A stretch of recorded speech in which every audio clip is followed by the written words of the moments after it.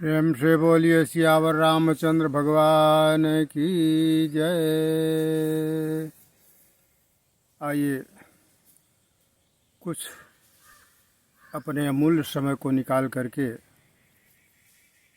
दो क्षण के सत्संग के लिए हम लोग अपने मन को एकांत करके और इस वीडियो को बहुत कम बहुत छोटे में बहुत ज़्यादा उपदेश प्राप्त करने के लिए समय निकालें। इसके लिए मैं आपका आभारी हूँ। आज का जो मुख्य विषय है सत्संग का, तो संत कबीरदास एक बहुत बड़े विशुद्ध महात्मा विशुद्ध संत थे। इनके जात के बारे में, धर्म के बारे में, संप्रदाय के बारे में कई तरह के चर्चाएं आईं, लेकिन किस धर्म के हैं, किस जात के हैं, विवादास्पद ही रहा। वास्तव में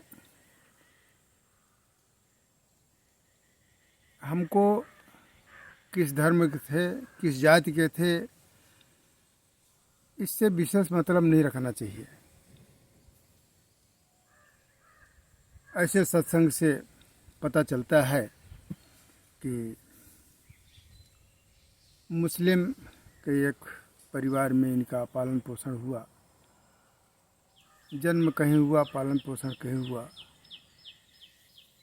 इनके जन्म का कोई सही प्रतिलिपि न मिलने के कारण लगभग संदेह स्वरूप ही रहा। तो वास्तव में हमको जो जानना चाहिए, जो संत कबीर से उपदेश मिल रहा है, उससे मतलब रखना चाहिए।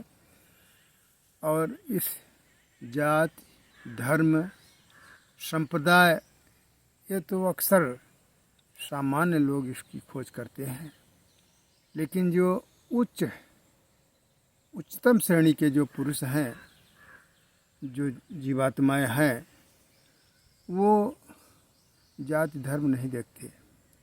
ठीक है, जाति धर्म संप्रदाय ये विवादास्पद हो सकते हैं, लेकिन एक चीज़ ध्यान रखिएगा, एक चीज़ तो विवादास्पद हो ही नहीं सकता है, जो कि आज के मूल सत्संग का मुख्य जो उत्तर है, जो सत्संग का मूल आधार है। तो मतलब यह है कि ईश्वर एक है, हम जितनी भी जीवात्माएं हैं, हम सब ईश्वर के अंश हैं। ये तो विवादास्पद नहीं है।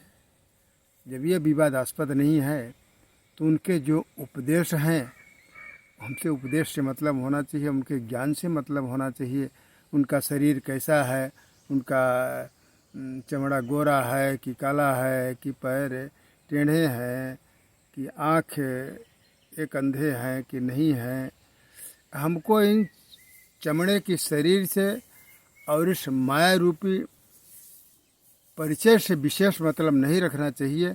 हमको तो सिर्फ एक जो कभी विवादास्पद नहीं हो सकता, कभी संदेहात्मक नहीं है कि ईश्वर एक है, उसकी सारी जीवात्माएं हम लोग हैं।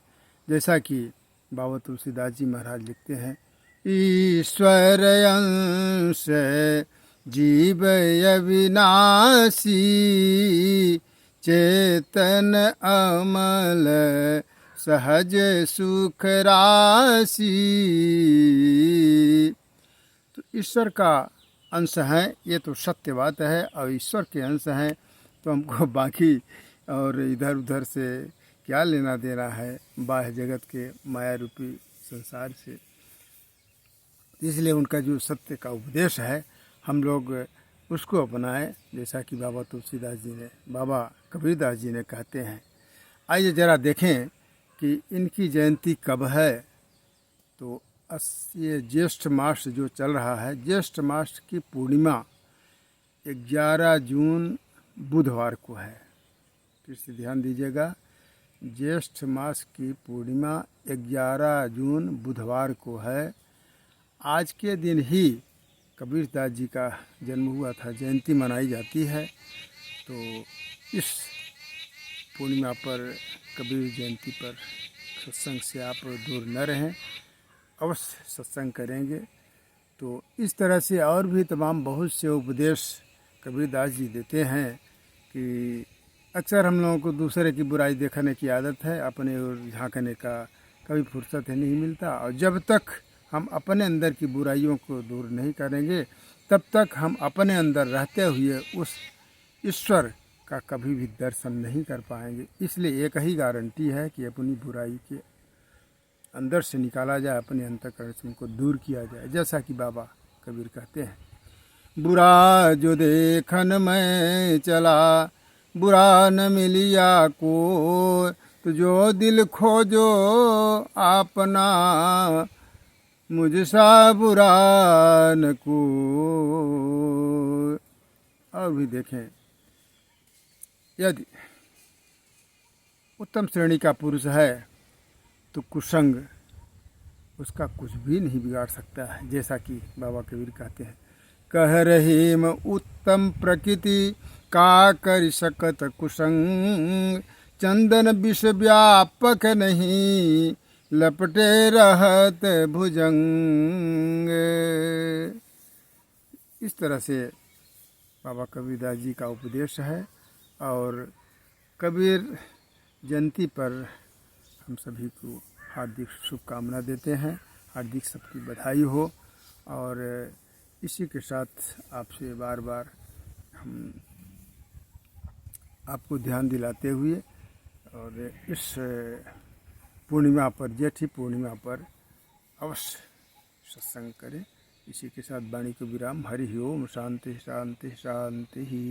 बोलिए कबीरदास जी महाराज की जय।